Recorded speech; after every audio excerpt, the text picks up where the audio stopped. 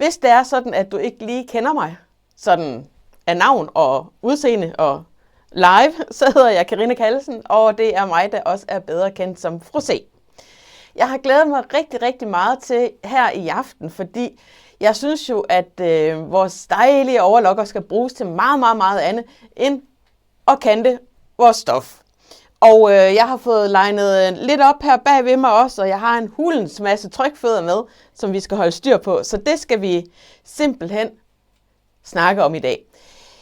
Det er sådan, at jeg vil have fokus på det her, så jeg ser ikke lige kommentarer. Hvis det er sådan, at der er nogle spørgsmål, så skal jeg nok lige holde lidt pause undervejs, hvor I kan stille de her spørgsmål.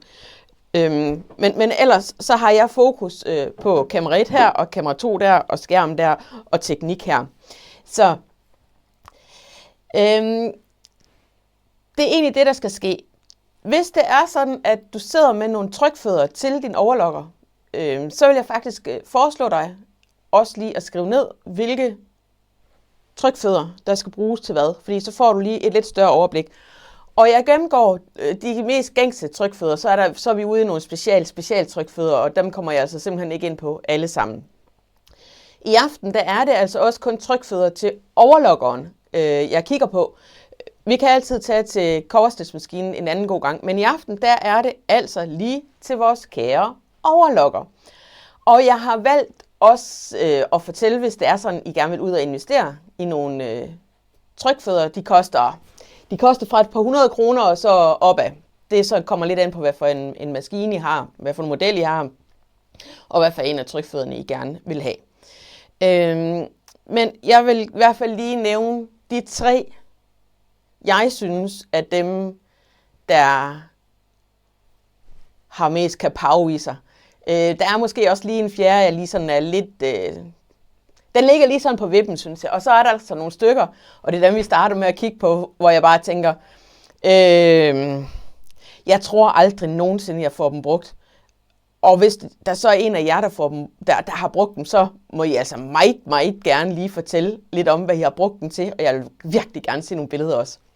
Men vi tager det simpelthen stille og roligt, og så gennemgår jeg. Det gode ved trykfødder, det er, at det kan godt ske, at de ser en lille bitte smule forskellige ud, men der er nogle kendetegn fra de forskellige mærker, som vi går efter, som gør, at jeg også kan lave de her kurser, som egentlig passer til alle maskiner, fordi trykfødderne, teknikken, det er nøjagtigt den samme, uanset om man sidder med en Juki, eller en Bernina, eller en Brother, eller en Babylock.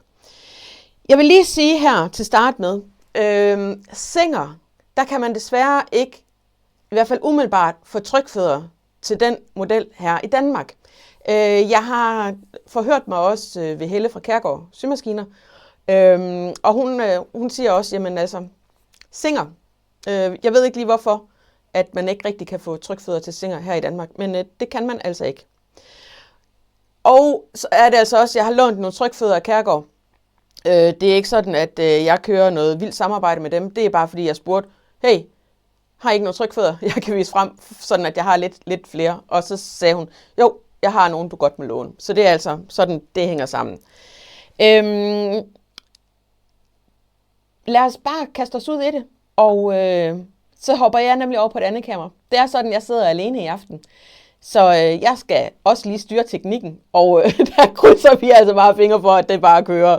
Så lad os lige skifte over til det andet kamera. Fordi her ser I nogle af dem, de mange trykfødder. Man kan nemlig købe sådan nogle æsker her. Jeg har faktisk også lige min Juki, det er bare sådan en kasse her, hvor de ligger løs i. Babylocks, den er sådan lidt mere lækker, og så er det her en fra Husqvarna. Og de har samlet sådan de trykfødder, der er de mest gængse. Jeg vil faktisk sige, Babylock og Jukis, det er dem, der har sådan det bredeste udvalg. Ved du hvad, jeg tror lige, jeg ser lige, om jeg kan finde ud af at sætte mig selv på som en skærm også. Sådan der. Så tror jeg kan se mig også, nemlig. Det er sådan lidt mere hyggeligt, at jeg også kan være med selv, i stedet for at I bare ser min hånd. Nå, nu skal I se her. Den her kasse, den passer til Pfaff og Husqvarna. Og jeg synes, at jeg starter med en trykfod. Nu fjerner jeg lige lidt af det her, fordi nu har I set lige sådan. Jeg tager udgangspunkt i yogis, fordi det er simpelthen dem, jeg kender bedst. Og det er dem, jeg har oftest fingrene i. Så det er bare sådan et stort virvar her af trykfødder. Så jeg synes, vi skal starte med at se blandt andet på den her trykfod, på den der trykfod, på den der trykfod. Vi starter med den her trykfod. Hvis I sidder med en trykfod, der har et hul, der kan komme en snor, en tråd, en wire igennem, så er det altså en trykfod, hvor man kan lægge en, nu skal jeg lige se, for jeg har faktisk tidligere haft den i dag.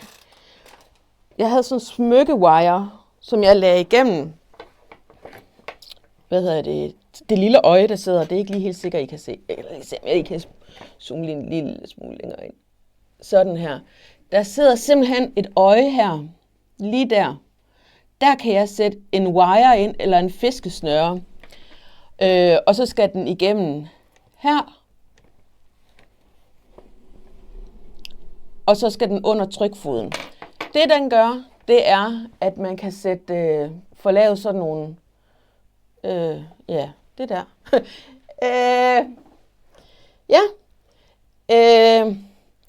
Jeg fandt ud af, det er første gang, jeg syede på den, og jeg tror, eller med den, og jeg tror også det er sidste gang. Men den følger altså med rigtig mange steder. Og der kan man altså sætte sådan en wire ind. Jeg ved ikke rigtig, hvornår jeg skal bruge det. Og jeg synes, sømmen er heller ikke særlig pæn. Den skal sættes ind i en rullesøm. Jeg kan ikke få det her til at fungere. Så den der, nu ved I det. Hvis jeg har en, hvor der er sådan et lille hul i, på Babylocks, der er den på, nogle af dem er den på elastiktrykfoden. Men det er ikke alle, den er på. Den her, den skynder jeg mig altså bare lige at lægge væk igen. En anden trykfod, som jeg faktisk tænkte, nu skal jeg altså se, om jeg ikke kan få det her til at fungere. Det er den her, og jeg kunne se inde i den her, jeg spurgte, hvad for nogle trykfødder jeg havde. Der er der nogen, der har skrevet, at de har en trykfod, en perletrykfod. Og man kan også, jeg kan lige tage den her, man kan også bruge den til at sy paljetter på. Og så tænker jeg, hvornår kan jeg sy paljetter og perler på? Fordi de skal være på en snor. Det ved jeg ikke. Men jeg tænkte, jeg må prøve. Så jeg var i Stof og Stil, og så har jeg købt paljetter. Sådan en paljetsnor her. Yes, nu skal jeg prøve. Nu skal I bare se. Den er for stor. Paljetterne, de passer ikke deri. Så finder jeg ud af, at den her trykfod, der skal paljetterne være maks 4 mm i diameter. De her paljetter, de er 6. Så tænkte jeg, det var da lige godt grov. Nu var jeg ellers så glad, jeg havde fundet de her paljetter. Jeg tænkte, nu skal jeg prøve. Jeg må jo finde på et eller andet. Jeg blev dybt skuffet. Så havde jeg heldigvis købt sådan en perlerække tingest ude i Stof og Stil også. Hvor jeg tænkte, så prøver jeg den. Jeg kan godt lige zoome lidt ind her. De ligger herude, perlerne, og så, altså det kan godt ske, at jeg så skulle have en anden stinglængde, det ved jeg ikke. Det her, det synes jeg overhovedet ikke, det er kønt. Jeg ved heller ikke, hvornår jeg skal få det brugt. Men nu ved I det. Hvis jeg har en trykfod, der ligesom har sådan en bane, man kan lægge noget op i her, så er det altså til at sy perler eller paljetter på noget stof ude i kanten. Jeg tænker en gavepose. Umiddelbart, så ved jeg altså ikke, hvor jeg ellers vil skulle sy på. Men det kan godt ske. Så, hvis det er, du sidder og tænker, Karina, du har slet ikke set det geniale i den her, det skal jeg fortælle dig, så vil jeg meget, meget, meget gerne høre det. Fordi den her trykfod, den lægger jeg altså også lige over til siden. Den kan jeg altså heller ikke, det er i hvert fald ikke der, jeg synes, du skal starte, hvis det er, du gerne vil ud at have nogle trykfødder. Jeg ser lige, fordi der er lidt forsinkelse på, så jeg holder lige øje med, hvis nu der er en, der siger, Karina, det er dig, der ikke har set det geniale i det her. Og imens jeg lige venter og ser, om jeg kunne være heldig, at der er en, der siger, det her, det har jeg helt styr på. Så kan jeg lige fortælle lidt om den næste trykfod, fordi det er elastiktrykfoden. Og den skal jeg nok også kigge nærmere på. Det er sådan, elastiktrykfoden, den har sådan en stor klods på den ene eller den anden måde.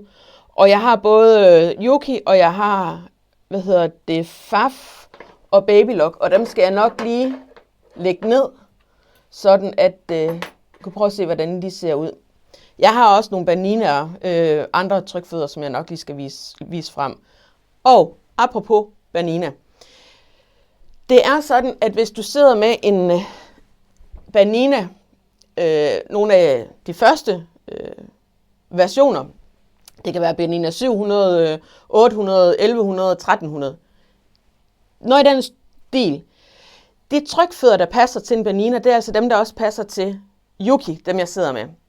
Hvis du sidder med en Bernina 450 eller en 550'er, så er det nogle andre trykfødder.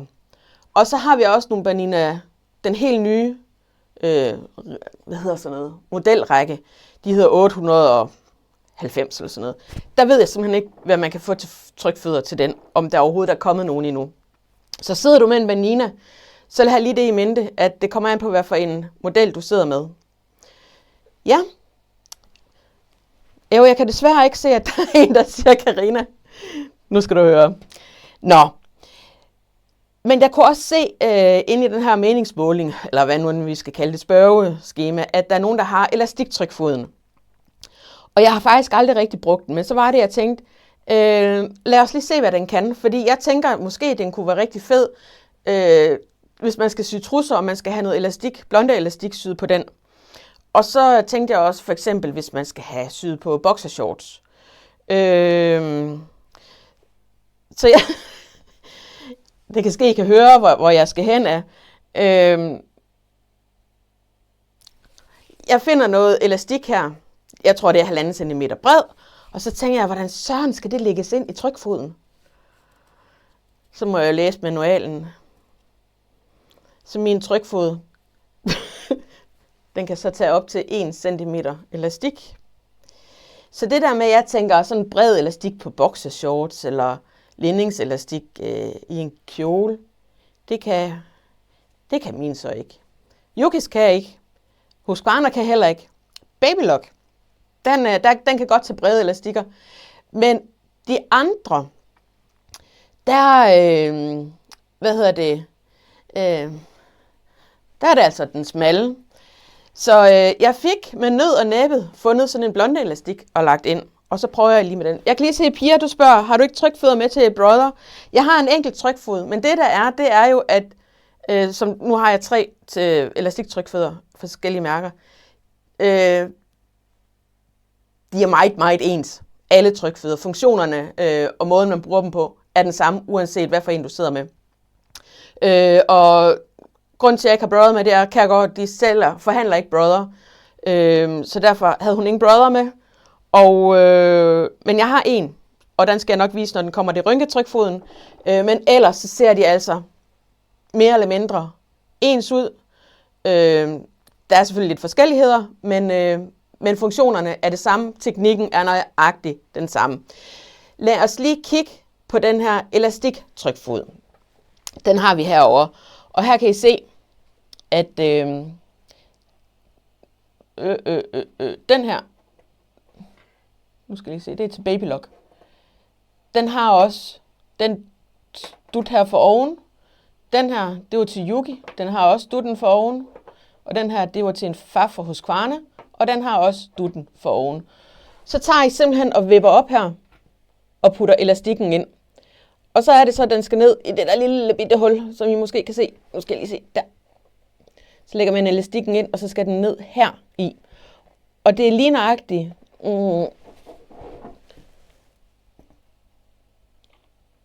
Lige se. Der. Det er lige nøjagtigt det her ende, nu skal jeg lige se, der afgør, hvor bred elastikken kan være. Jeg skal lige, Nu kan jeg slet ikke lige se heroverfra. Og sådan er den nu lige. Lægger den ind. Hernede. Der var det. Lige med at... Her. Den der ligger hernede, den afgør, hvor bred elastikken man kan sy med den.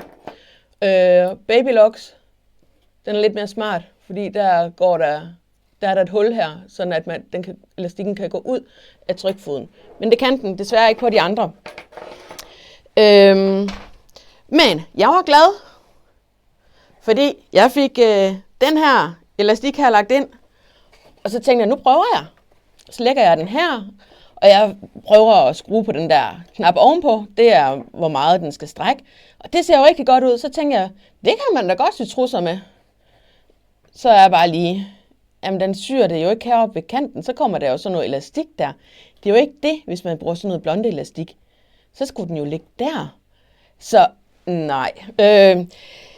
Der hvor den her trykfod, jeg tænker, den er rigtig, rigtig god. Det er til sådan noget almindelig elastik, man skal have syet på. Ja. Så nu ved I det. Og det er elastiktrykfoden, den lige ligger som sådan en fjerde, at jeg ikke lige helt ved. Jeg synes i hvert fald ikke, at det er den, du skal gå ud og investere i, hvis det er sådan, at du gerne vil bruge din overlokker til andet end bare lige at kante dit stof. Så jeg lægger lige lidt på plads igen her. For lige at holde styr på det hele. Skal jeg lige se. Der er altså mange, jeg jonglerer med. Det er også derfor, jeg har altså også dem her. De er i de her æsker. Og det er fordi dem her, de passer til de store Juki-maskiner. 1000, 2000, 2500 og 3500. De minder bare så ekstremt meget om de andre trykfødder til de mindre modeller, at dem skal jeg slet ikke have blandet sammen, fordi så kan jeg simpelthen ikke se forskellen på dem. Sådan. Nå. Se. Nu begynder det at blive spændende. Og det er også det, jeg kan se. De næste trykfødder, det er dem, der er flest af. Og skal vi starte med bum. Skal vi tage rynketrykfoden? Det kan vi godt. Vi starter simpelthen med rynketrykfoden. Dem lægger jeg lige frem her. Er der nogen, der har spørgsmål? Fordi så må I meget gerne skrive dem nu. Og så finder jeg også lige en til Faf her. Og nej, det var ikke Baninas. Det har jeg jo i min lille taske her. Der var en til Brother. Og der var en til Bernina. Sådan. Jeg ser lige, om der er nogle spørgsmål, inden jeg går videre. Og nu har jeg også set til de store, det ligner nøjagtigt de andre. Så dem kan jeg også lige lægge væk, for der er altså meget lige at skal holde styr på her. Sådan.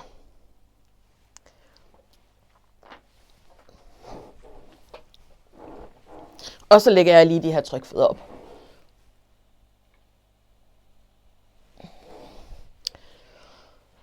Bum, bum. Der.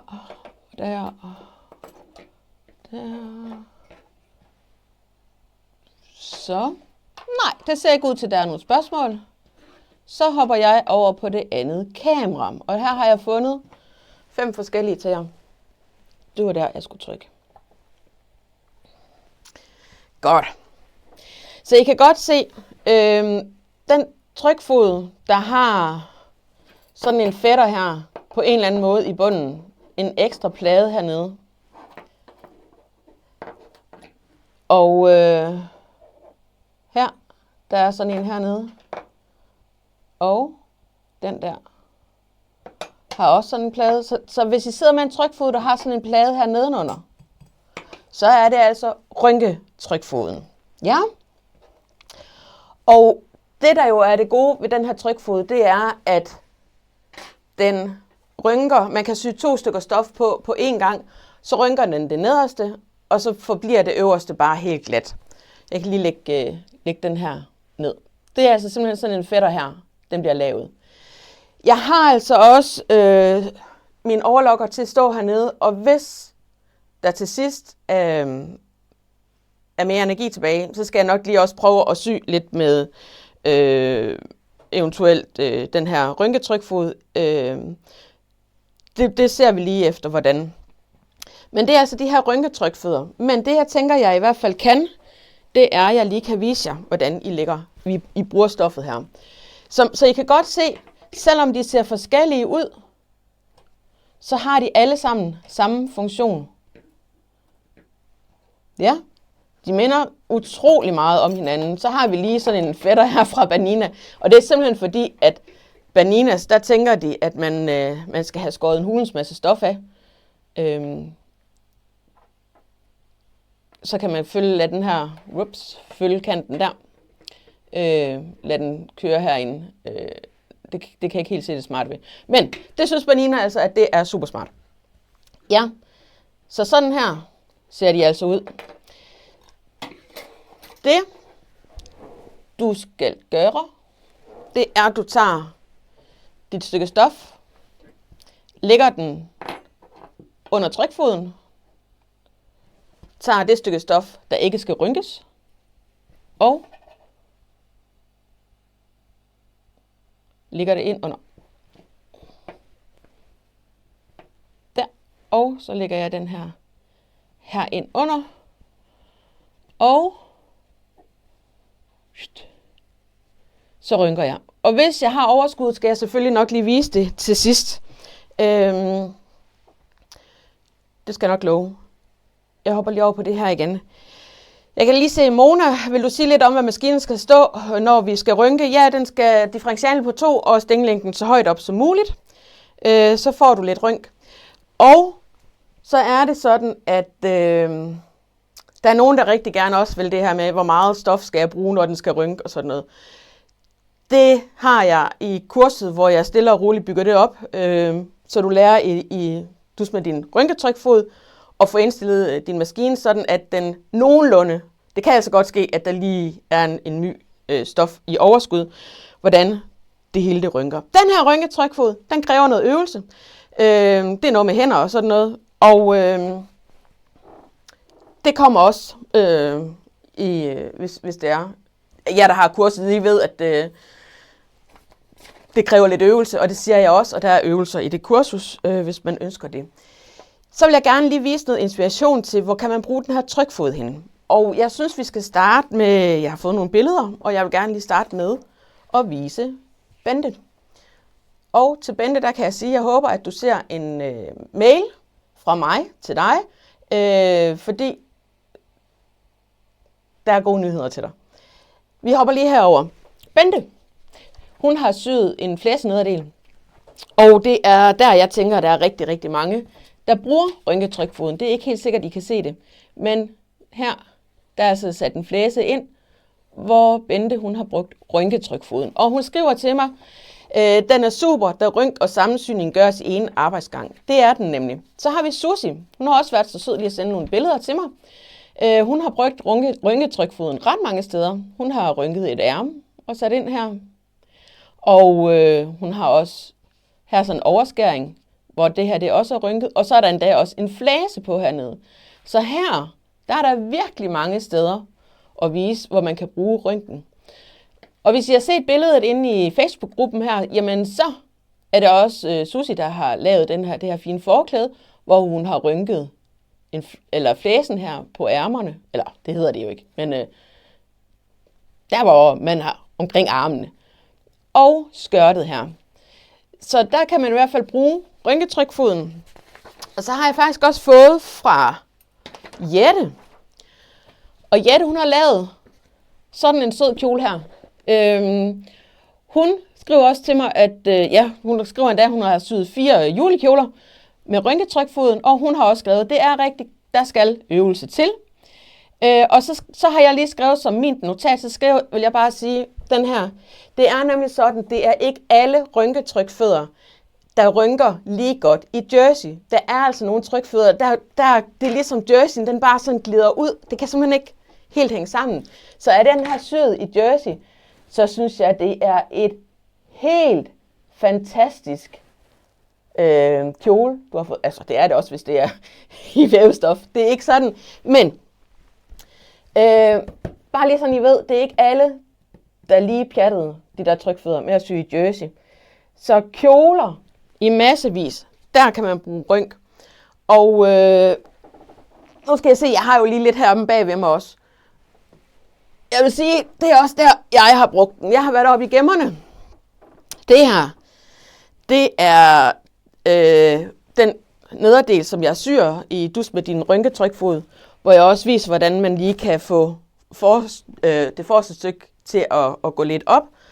Og i det kursus, der lærer du jo også simpelthen at lave sådan en her nederdel, flæsenederdel, ud fra din egen mål.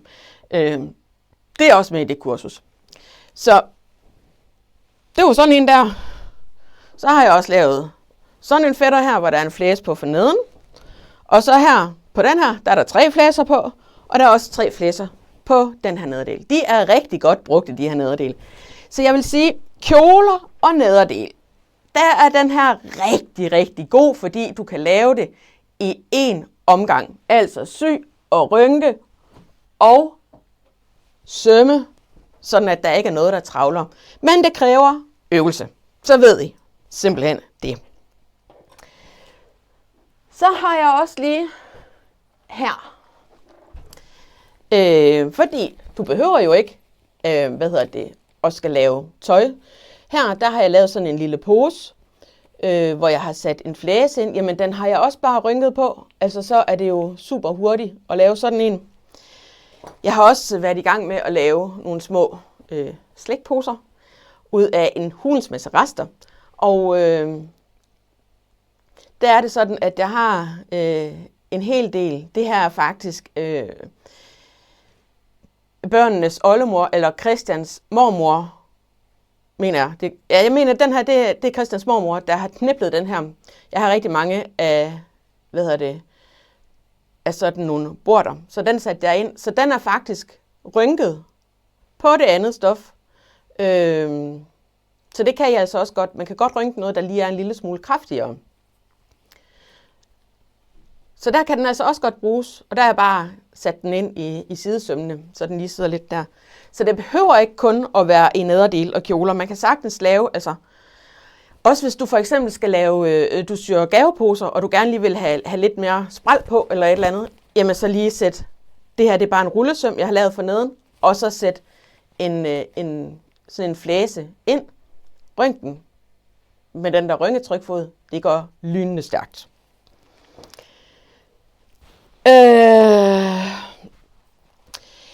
Jeg skal lige have en tår.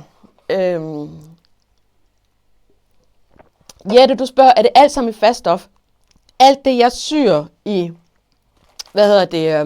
med rynketrykfoden, det er fast stof, fordi, nej, jeg har faktisk ikke prøvet den på Babylock, men på min Yuki, den vil simpelthen ikke i jersey. Det bliver noget, det er altså simpelthen, det har jeg opgivet. Men jeg ved faktisk ikke med Babylock. Mona, jeg må have fat i Dus med din rynke. Ja, kan man stadigvæk købe den? Og ja, Mona, altså det var faktisk ikke lige meningen, jeg vil lige fortælle, men ganske kort. Det er jo, vi har jo det helt spritnye Dus med, det er en blinkstickstrykfod. Der er den tredje og sidste i kurserne fra min side med trykfødder. Og så tænker jeg, vi har tit sådan et intro-tilbud. Jeg har fødselsdag på søndag. Vi laver bare lige fødselsdagstilbud på de her 3 kurser.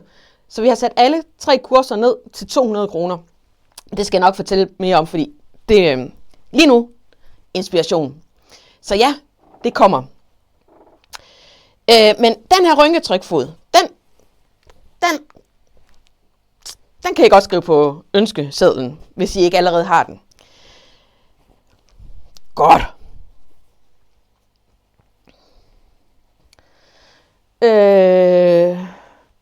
Se, nu skal jeg lige tjekke, at det var dem med rynk og rynk.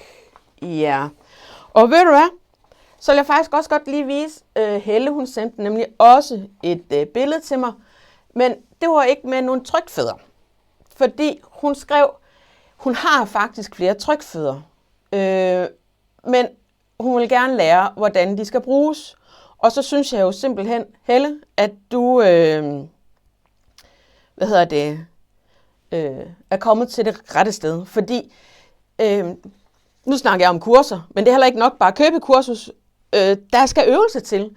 Og jeg anbefaler altid, at man simpelthen øver sig.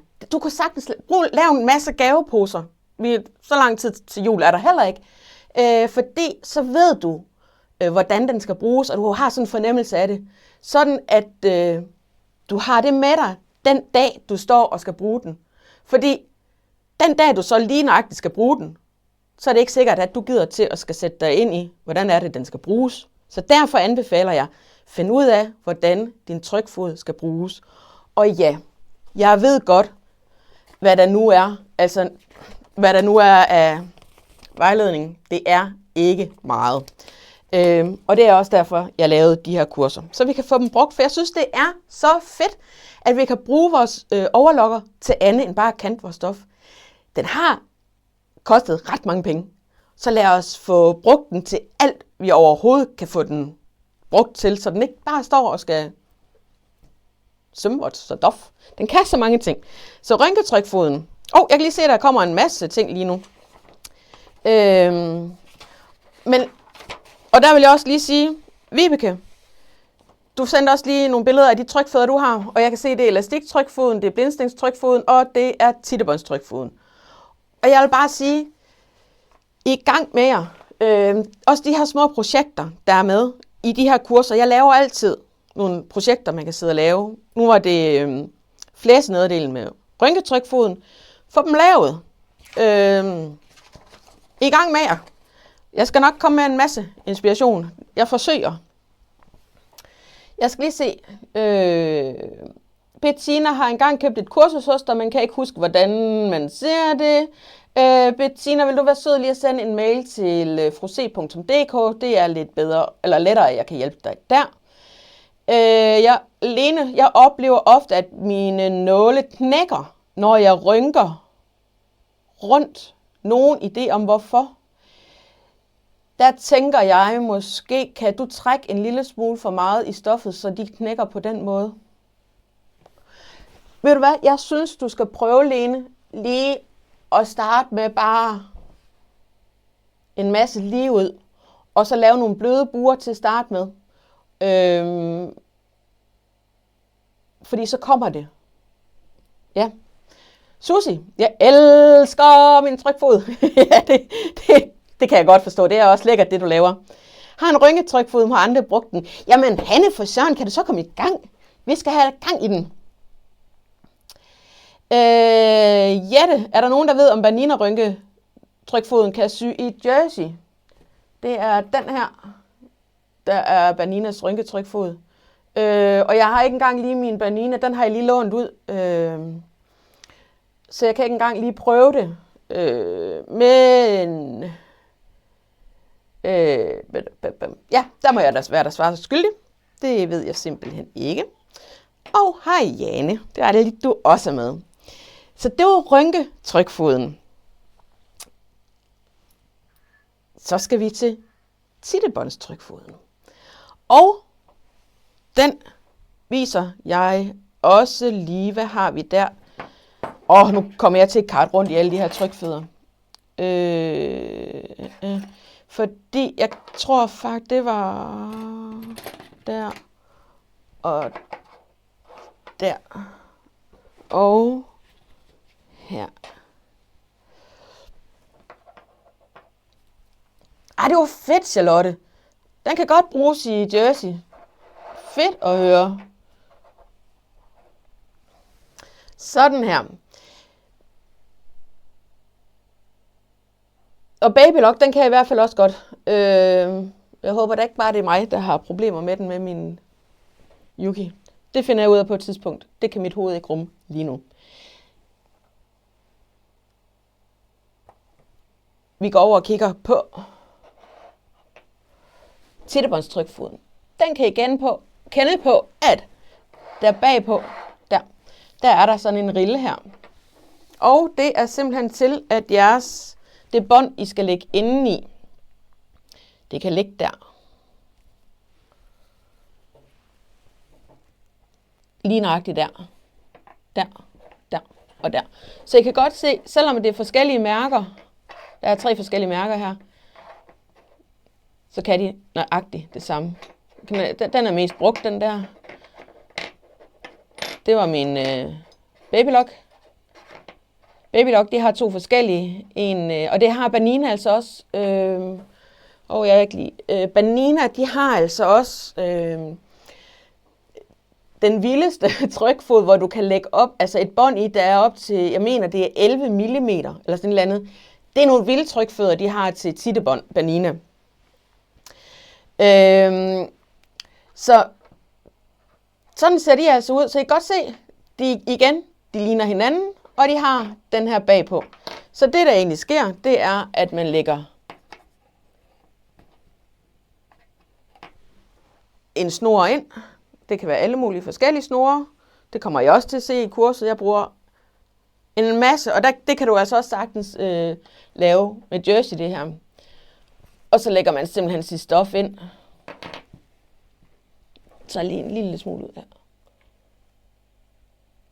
Sådan der.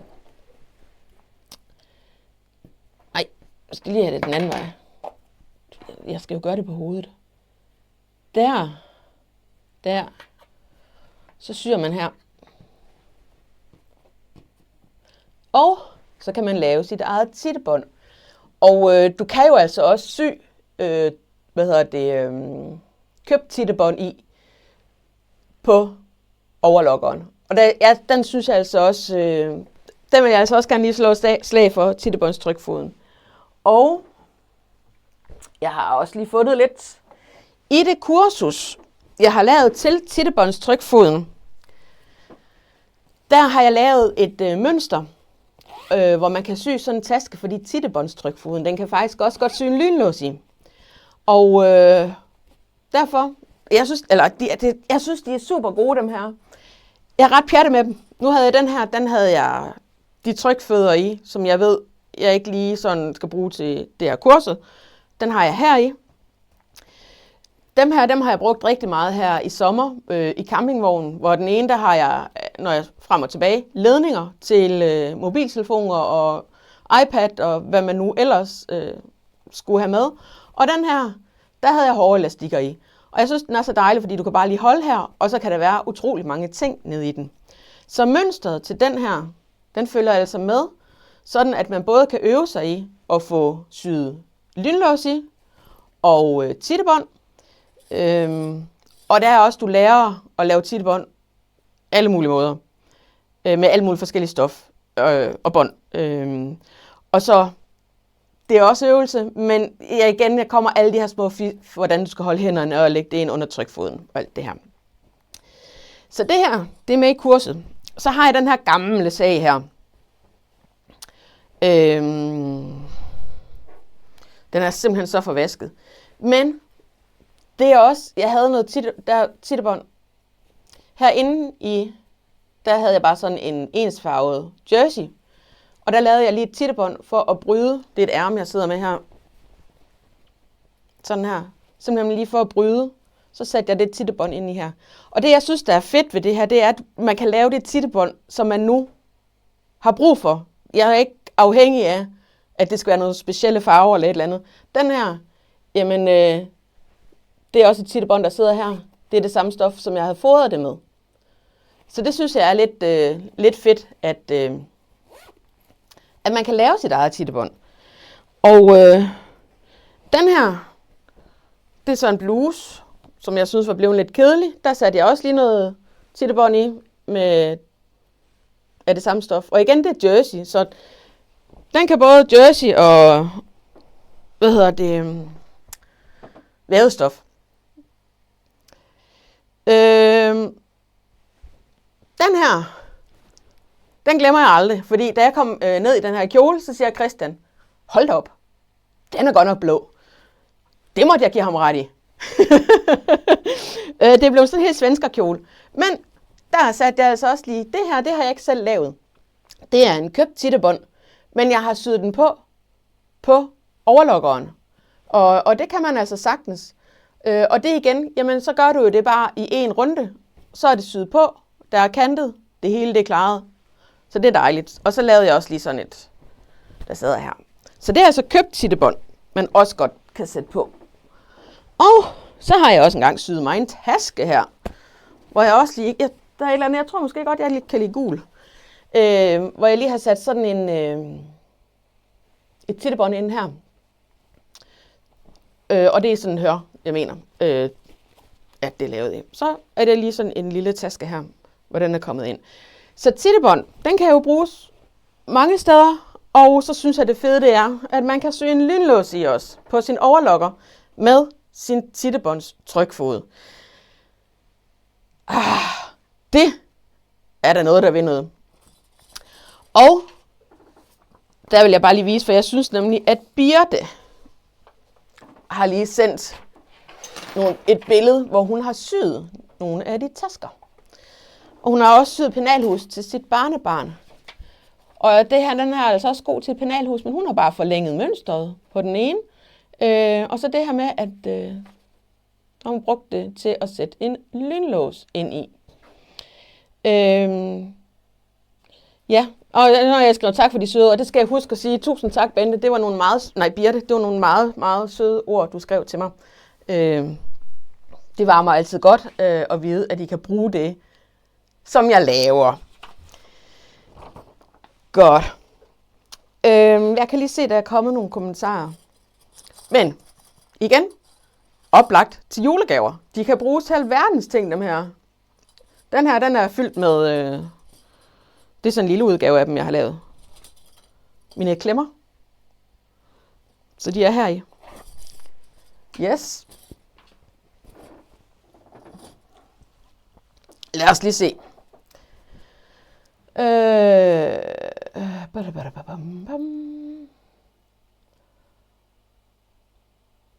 Charlotte, hvordan ved jeg, hvor meget jeg rynker i stoffet, når jeg bruger min rynketrykfod Babylock? Se, det er altså ikke noget, jeg lige kan svare på lige her, fordi der er sådan lige en hel del ting, der kommer ind over der. Men det er igen, der er nogle udregninger, som jeg viser, hvordan du laver, også i det her kursus. Og der skal laves nogle prøver og sådan lidt forskellige ting. Så det er det, jeg lige... det kan du regne dig frem til. Det er ren matematik. Og så er det jo bare godt, at jeg også er uddannet matematiklærer. Ja. Nå, jamen det kurser, jeg omtaler, jamen det hedder dus med din rynketrykfod, dus med dit tittebånd og dus med din blindsting. Og altså jeg kan godt lige skrive nu her, fordi vi har faktisk lagt det inde på forsiden på vores hjemmeside, så der skulle I faktisk bare kunne gå ind og finde de her kurser. Og der er rabatten fratrukken. Det har Christian været så sød og klar. Når nu jeg er ved de her kurser, så kan jeg da også lige fortælle. Der følger altid sådan nogle arbejdsark her med. Og i de arbejdsark, fordi... så kan... det er så mine kravetager, dem får I lige at se her. Men der kan man skrive sine egne notater. Sådan at man altid lige har det ved sin side, ved sin overlokker, hvis man får brug for det. Men der er simpelthen alt, hvad der sådan skal bruges.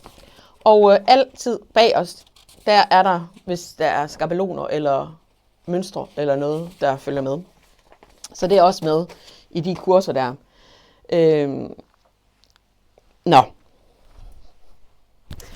Jeg skal lige have en tår vand. Nej, jeg kører Pepsi Max i dag. Fordi, herover. Amen altså. Blindstingstrykfoden. Tak skal du have, Susanne. Jeg vil altså sige, blindstingstrykfoden, det er nok min nummer 1. Ja, nummer 1.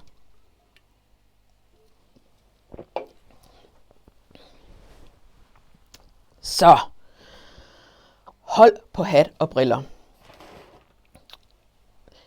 Jeg tænker lige, der har jeg nemlig Baninas her også, til 450 og 460.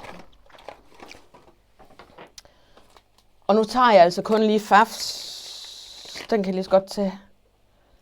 Den der. Og, wow, der er godt nok. Det er den her. Og det er den her. Og du kan også godt lide blindestingstrykfoden. Inden jeg hopper over, og vi kigger på den her blindestingstrykfod. Jøsses, her ligger mange trykfødder, Tove. Dem får jeg nok styr på i morgen. Hold på hat og briller. Godt. Blindestingstrykfoden. Jeg finder lige min godt brugte tunika frem her igen. Der tænker jeg, at de fleste tænker oplægning. At den bruger vi til at lave en oplægning. Fordi, ja, det ved jeg ikke. Det ved jeg ikke, hvad I tænker. Men det er bare det første, der kommer til mig. Blindestingstrykfoden, det er oplægning. Og der er jeg blandt andet lavet på den her. Så med blindestingstrykfoden kan du let lave en oplægning også på din overlocker. Så jeg kan godt se nu, nu begynder vi. Der er rigtig, rigtig mange ting, som man kan med de her trykfødder. Ja, så kan vi jo, hvis nu vi spoler 45 minutter den anden vej, så er der så også nogle trykfødder, man tænker, Men de her 3, det er altså dem, jeg synes virkelig rykker. Det her, det er det, der fylder absolut mindst i mit nye kursus. Fordi den kan så meget andet sjovt, men der er bare mange, der tænker, den kan kun lave oplægning. Det kan den altså ikke. Lad os lige kigge her. Sådan her ser en blindestingstrykfod ud. Så sidder I med en trykfod, der har en plade herude. Så er det altså til en blindesting. Så igen kan I godt se, de minder utrolig meget om hinanden her. De kan det nøjagtigt det samme. Teknikken er det samme, det er derfor kurset det henvender sig til alle. Og den her, det er så til Faf og hos Kvarne, og den der til Banette, tror du, B, det står her, nu skal jeg lige se. B44 og B48. De er så utrolig ens, så dem skal jeg simpelthen have skilt ad, fordi de minder bare om hinanden. Men de kan det samme. Babylocks, den har en plade, der sidder tæt på trykfoden, og de andres, de er lidt længere. Men det er dem her, der laver alt det magiske. Se. De her blomster. Jeg lavede dem første gang for nok omkring 10 år siden. Der så jeg det første gang, at man kunne det her på sin overlocker. Jeg kunne bare ikke rigtig få det til, og det er fordi, der er lige en snor her. Tråden, den behøver jeg selvfølgelig ikke at skal klippe af nu, men den irriterer mig bare lige. Jeg kunne ikke få det til at fungere med min almindelige trykfod. Det blev bare ikke godt. Så kom jeg jo så i gang med blindestingstrykfoden, og så tænkte jeg, nu skal vi simpelthen have det her til at fungere. Så du kan lave de her flotte blomster på din blindestingstrykfod også. Jeg har faktisk valgt i kurset at gå hele vejen. Det er den her, jeg laver i kurset. Sådan at det ikke bare er at vise, hvordan får du din overlocker til at sy sådan her, men hvordan får du simpelthen en blomst ud af det. Så der har jeg simpelthen valgt lige at bruge de her ekstra minutter, 10 minutter på, sådan at I kan få lavet dem her. Altså, jeg håber virkelig at se rigtig, rigtig mange blomsterbuketter herinde i cyklædergruppen. Fordi hold op, mand. Jeg synes, de er flotte. Og jeg tænker her i efterårsferien, der skal jeg til at lave til nogle flere, og så en masse forskellige farver ind til mit syværelse. Mit syværelse, det er sådan lidt mørkt om vinteren, og så tænker jeg, jeg kunne godt tænke mig at lave sådan en kæmpe buket, bare med en masse forskellige farver og størrelser. Altså, er det ikke lidt fedt? Det kan vores overlocker også. Samme teknik, der lærer I at lave, det her, det er, servietter til brødkurv. Nej, Hanne, ja, det kan du godt.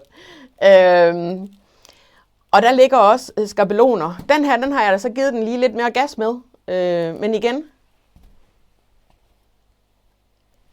Jamen for pokker. Vi kan lave flæser på vores overlokker. Det kan jeg ret godt lide, det her.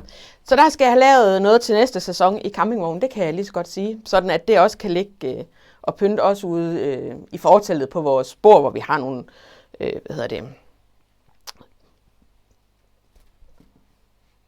blomster, der kan holde meget, meget længe. Skal vi ikke bare sige det sådan? Altså have sådan noget her til også at ligge, sådan at det lige kan give lidt farve derude. Ja, så det er også med. Det synes jeg jo, det er så fedt, det her. Så er det faktisk sådan, at man kan få en trykfod til overlokkeren til nogle modeller, hvor man kan bruge en blonde og sy den på. Det er ikke nødvendigt, fordi der kan du sagtens bruge din blindstængstrykfod også. Så der viser jeg dig også, hvordan du kan sy nogle gaveposer. Skal vi lige se her. Kan den fange? Der. Jeg tænker, det varer ikke længe, før der er mange, der går i gang med at sy til julen til gaveposer. Og jeg sidder i hvert fald tit og har sådan lidt, hvordan skal jeg få den afsluttet? Og så slog det mig, vi skal da have syet blonder på. Den er også rigtig god til at sy blonder på, fordi du kan få fat i blonden i det aller yderste. Og så få den syet på. Og samtidig så får du lige lukket kanten, sådan at den ikke travler. Og mere behøver der ikke at blive gjort. Nu har jeg lige syet en kantstikning på den her, men det behøver man ikke. Så det er altså også en god idé til, når nu I skal sy gaveposer.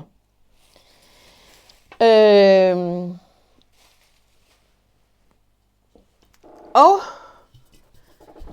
så er det faktisk fordi, at Cecilie, vores datter og jeg, vi er begyndt at bage en hel del sammen. Det er super hyggeligt. Og jeg skøjter altid rundt i de der viskestykker. Nu ved jeg godt, at det her det er et stykke bomuld, jeg bare har fundet i gemmerne. Og jeg ved altså også godt, at jeg ikke kan sige, om det skal være økologisk, ubleget, et eller andet, eller et viskestykke, man skal bruge til at skal lave sådan et hævestykke her. Det tør jeg ikke sige. Jeg har faktisk spurgt Marianne Bjerring, hvis I kan huske hende fra Bagedysten. Hun bor her i Børkop, og hende skriver jeg noget med. Og så sagde hun, jamen, du skal da bare bruge et viskestykke. Så tænker jeg, jamen, så må jeg nok hellere få lavet et nyt i et viskestykke, og så også bare lige afslutte med en blonde. Perfekt. Og i kurset, der hjælper jeg dig også med at få tegnet af efter en skål, så du kan få styr på det. Så jeg synes jo bare,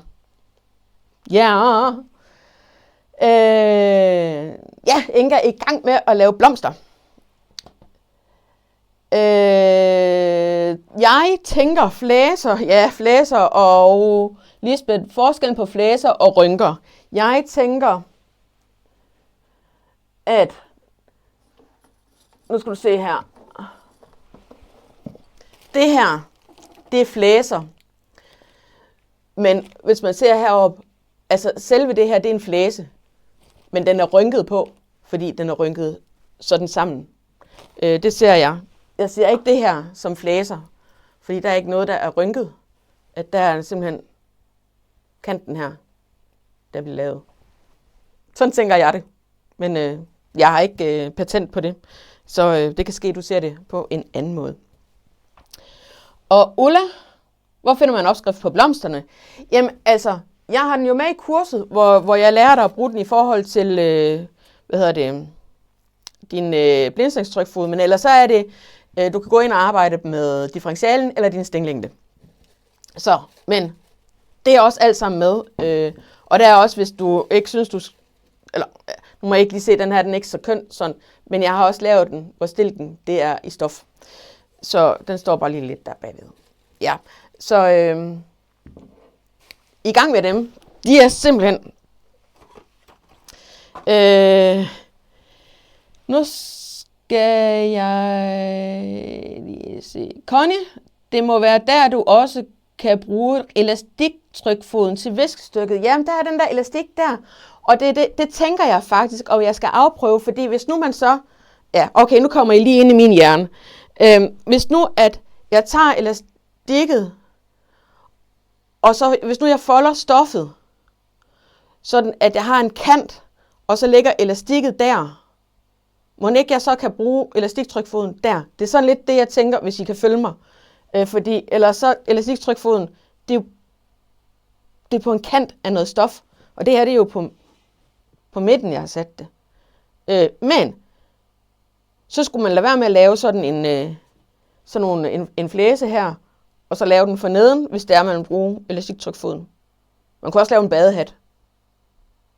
Elastiktrykfoden. Det er der en af jer andre, der må det.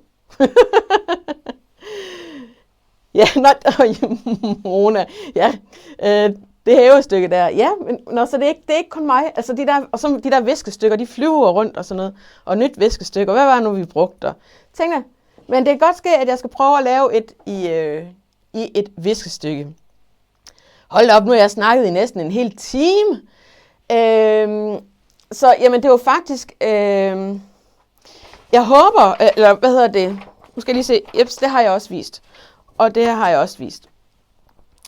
Så det, der er min mission, og der har været det de sidste par år, det er, at vi skal bruge vores overlokker til andet end at sømme vores stof. Og jeg synes virkelig, de her 3 trykfødder, måske elastiktrykfoden også, den skal vi lige finde ud af, om vi bliver gode venner med. Jeg regner dog ikke med at lave et kursus med den. Fælles for de her kurser, det er, at de varer omkring... Nej, rynketrykfoden, den koster normalt også 245. Den er knap så lang.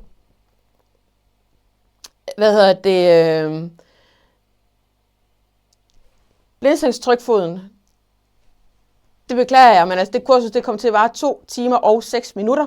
Der skal I bare være glad for, at man kan dele det op i bidder. Men jeg havde så meget, jeg gerne ville have med, og så lige pludselig, så blev det lidt langt. Det kan jo ske for selv den bedste. Tættebåndstrykfod, den var 1 time og 45 minutter, og alle 3 trykfødder, alle 3 kurser til trykfødderne, de koster 200 kroner per styk, indtil på søndag. Og som sagt, der er også arbejdsark med til dem, og det er simpelthen, I sidder og ser mig over skulderen, hvor I kan se mine hænder, og så får I selvfølgelig alle de fif og gode råd, jeg har til, hvordan man kommer i mål med det her, hvordan man bliver dus med trykfødderne. Ja. Maria, du kan bruge elastiktilbehør til din Dynome cover stitch. Jeg har bedre erfaring med elastik og cover stitch end på overlokker. Ja. Ja. Men nu er det her, det ved jeg godt.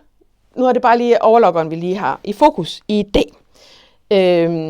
Så lad os komme i gang med at få brugt vores trykfødder, så vi kan sy alle mulige ting.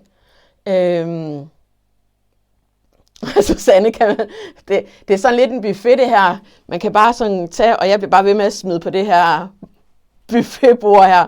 Så der var også noget, der ikke kom med, og sådan er det ved de her kurser. Men hvis I gerne vil have mig ved jeres side, når I gerne skal blive dus med de her trykfødder, og bare have det helt stille og roligt, så er der tilbud fra nu og frem til og med søndag. Dorte, du spørger, hvad er forskellen på dit kursus dus med din rynketrykfod og dus med din rynk? Dus med din rynketrykfod, den handler om rynketrykfoden. Dus med din rynk, den handler om at rynke på din overlokker. Og ikke noget som helst om rynketrykfoden. Ja? I dus med din rynketrykfod, der er der en opsummering. Jeg dykker ikke vildt meget ned i, hvordan du indstiller din maskine, men det er altså sådan, hvordan du lige skal indstille din maskine til at rynke. Det er med i det kursus. Susanne, mine skuldre hænger ret.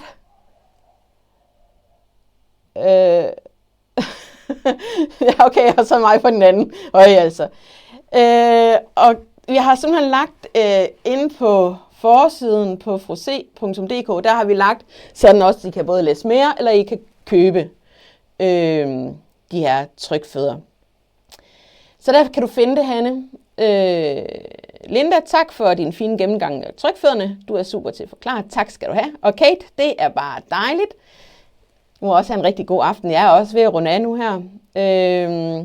Men som sagt, jeg laver lige en redigering af det her, og Så sender jeg det ud til alle jer, der er på nyhedsbrevet, så I får en optagelse. Og så glæder jeg mig til at se alt det, I laver med jeres overlocker. Endelig ind i gruppen med det, fordi så kan vi virkelig inspirere hinanden. Hvis jeg ved sådan og skal til at slutte af, men hvis der er nogle spørgsmål her til sidst, så må I meget gerne komme med dem. Ellers så siger jeg tusind tak for i aften. Det var super hyggeligt, og tak for en god stemning. Jeg håber, I har fået noget inspiration til jeres overlocker. Kan I have en rigtig dejlig aften.